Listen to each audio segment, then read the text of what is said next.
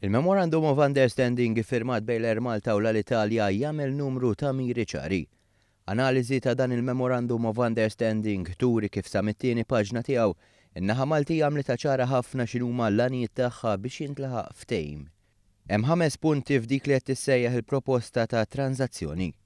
L-Air Malta trid gawdi minn netwerk ikbar u sistema ta' bejħ iktar koordinata li l-kumpanija tifranka flejjes kbar fost oħrajn billi tixtri servizzi bħala parti minn sistemi akbar u tadotta sistemi tal-IT fost l-oħrajn.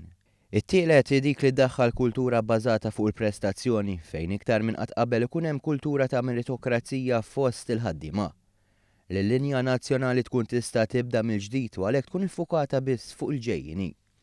U l-fatt li tkun parti minn netwerk ikbar li jinkludi l-Etihad Partners, il-klient tal-Air Malta se jkun jista' jgawdi minn arranġamenti u teknoloġiji usa. Il-Memorandum of Understanding huwa biss il-bidu bħalissa għaddejjin negozjati intensivi bejn iż-żewġ naħat. Negozjati li kif spjega l-Ministru Edward Zammit Lewis fil-Parlament huma mnebħa minn prinċipju ewlieni.